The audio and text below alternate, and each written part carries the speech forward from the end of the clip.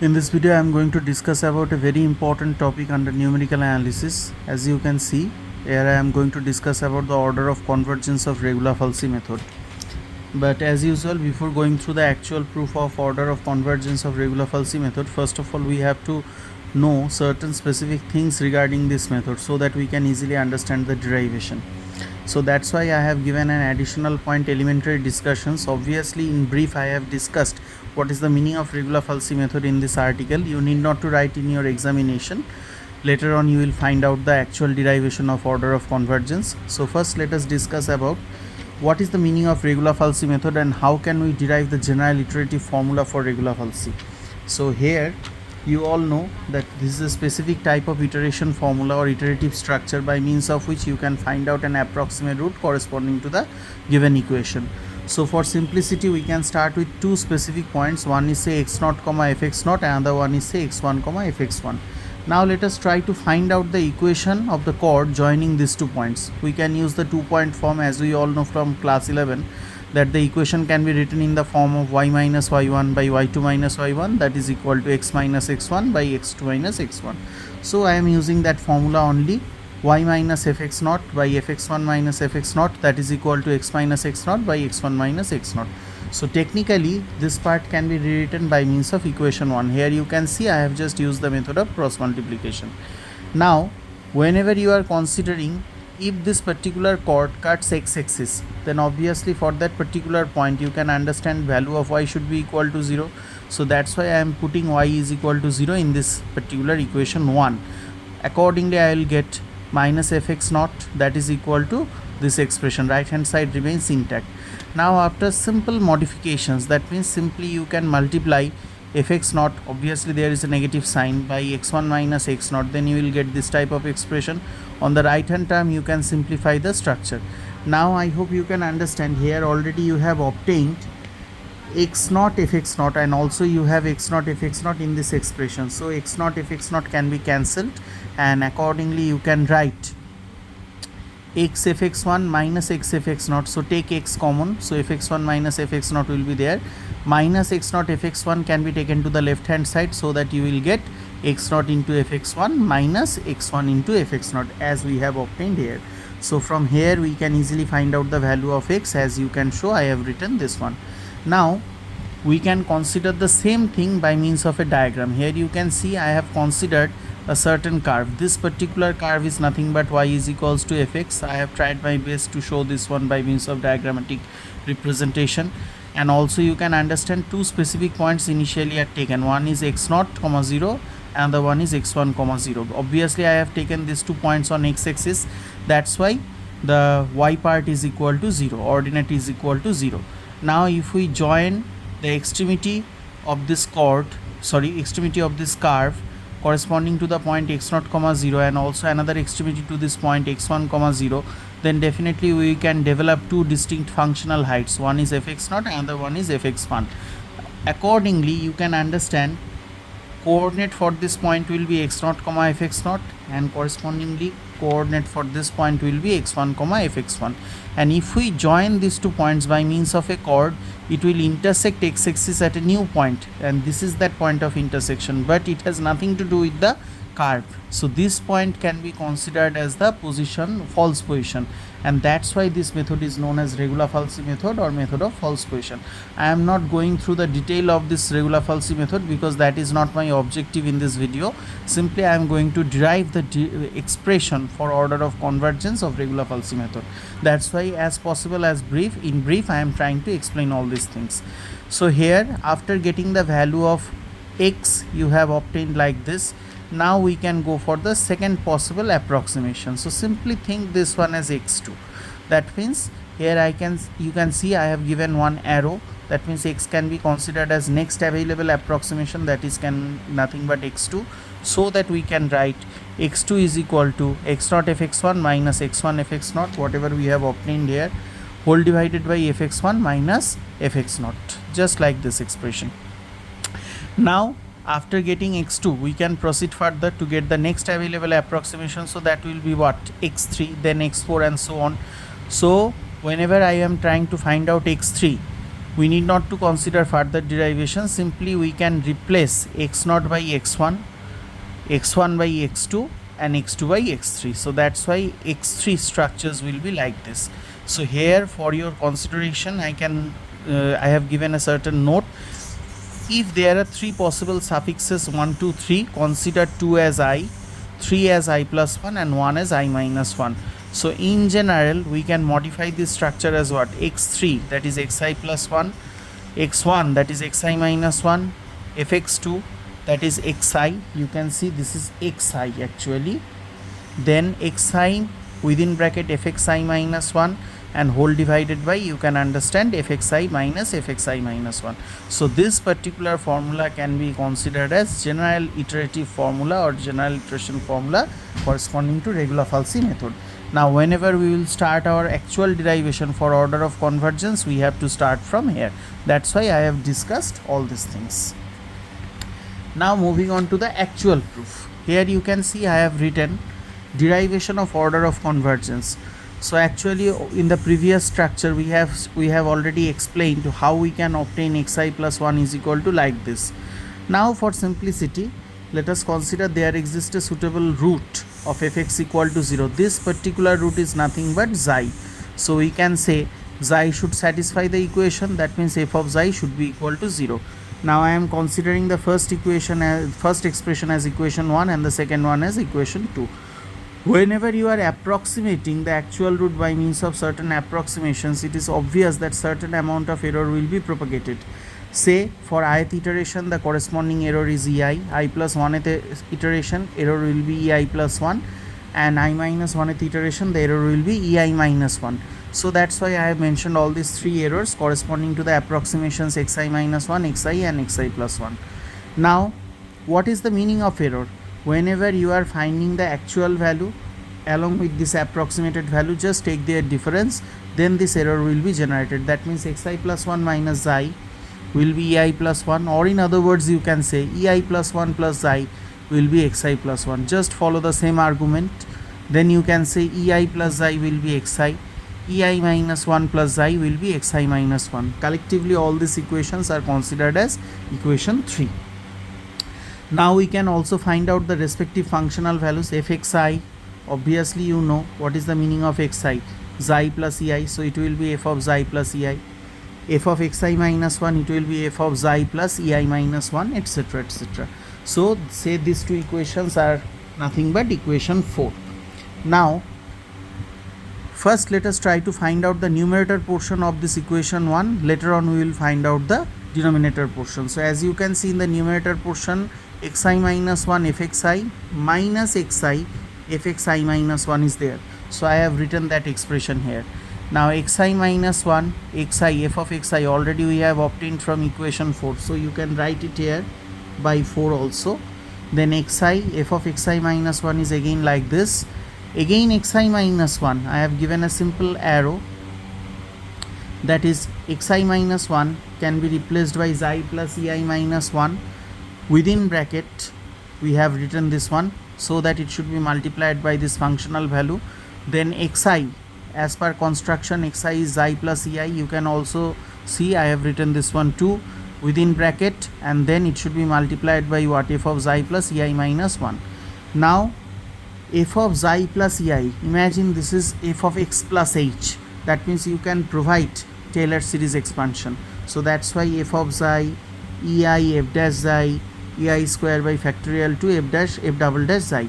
I have neglected all possible higher terms. Now for your convenience I am saying if f is continuously differentiable up to nth order, and obviously n minus 1th order derivative is continuous, then we can apply Taylor's theorem in any particular interval of the form a comma a plus h, and the structure is like that. F of x plus h or f of a plus h can be written as f of a plus h into f dash a plus h square by factorial to f double dash a, and so on. That's why we are using that structure only. Similarly, f of xi plus ei minus 1 can also be written in a similar fashion.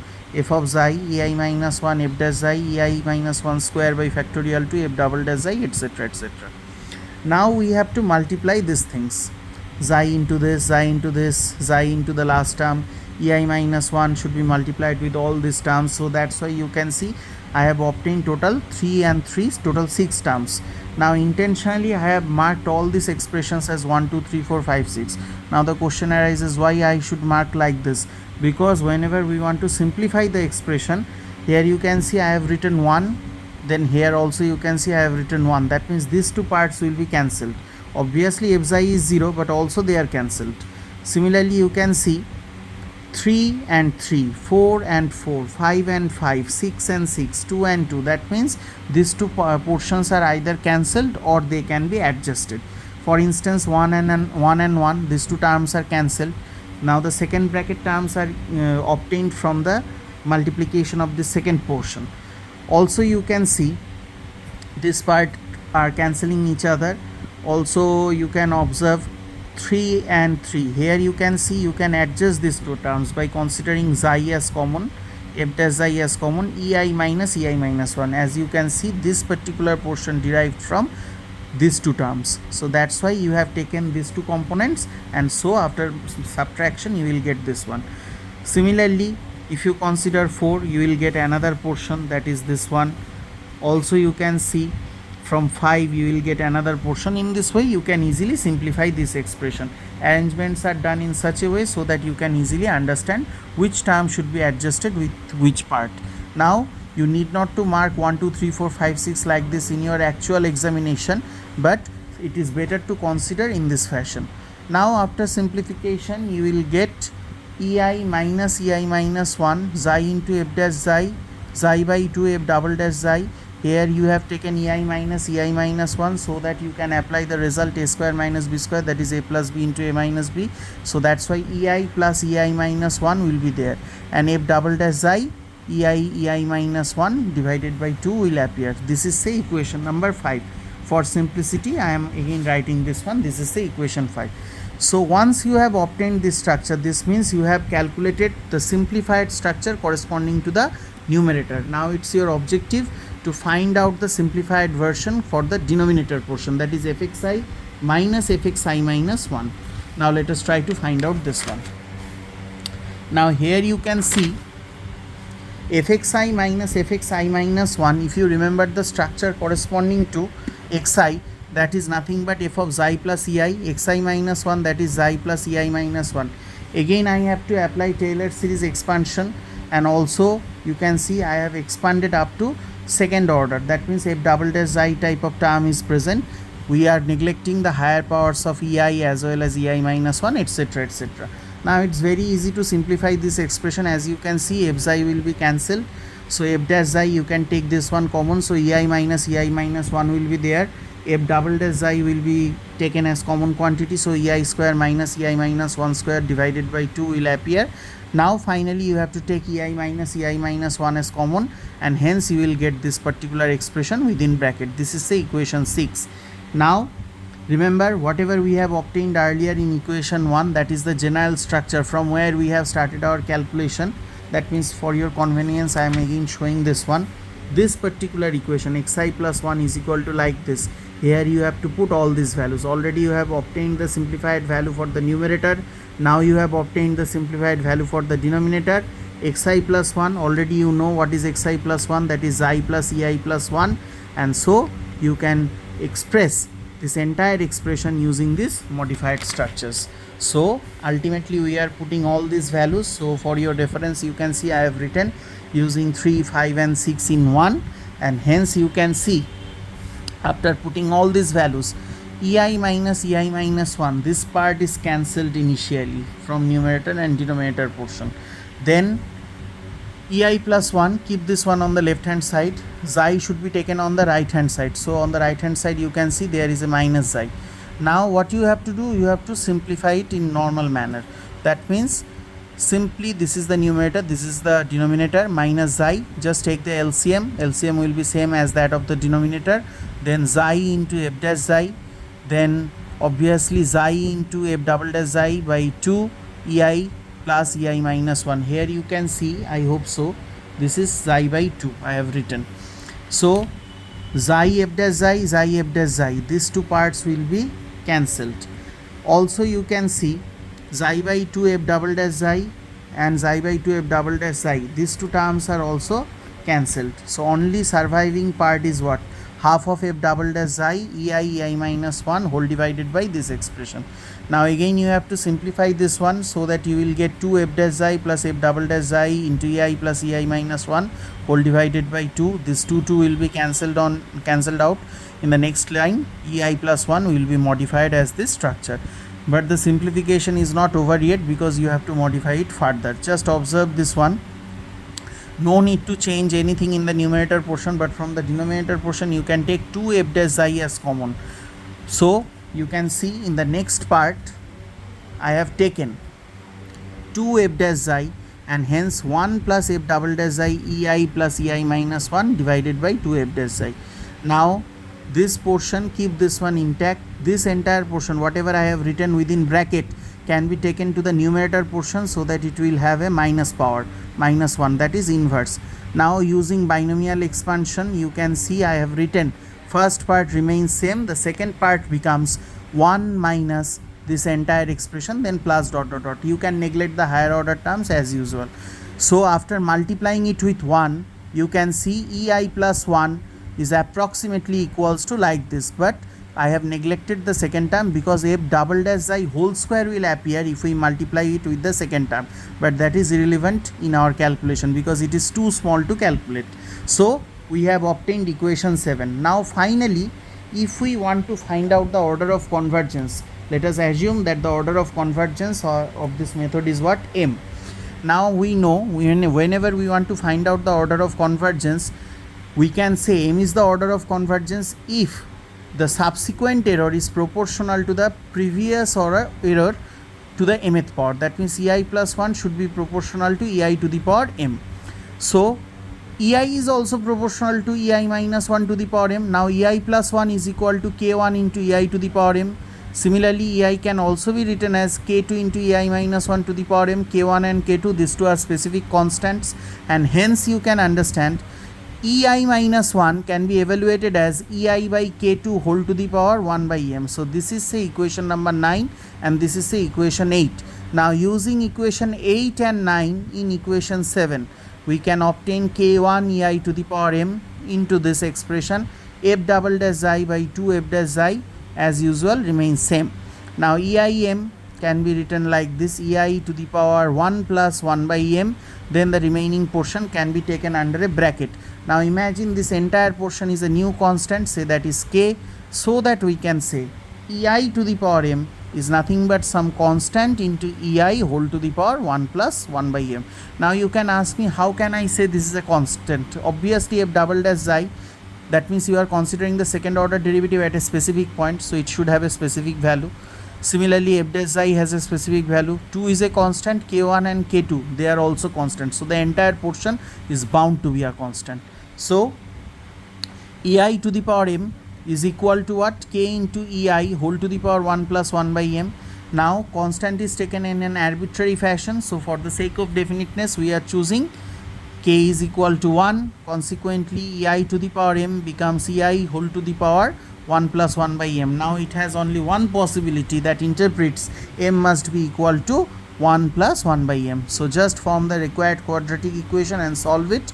You will see m is approximately equal to 1.62. So that means correct up to 2 decimal places. The required rate of order of convergence, rate or order of convergence for regular falsi method is 1.62.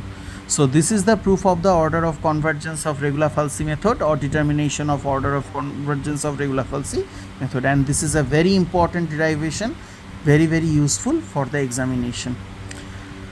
I hope you can understand this one, and obviously thank you for watching.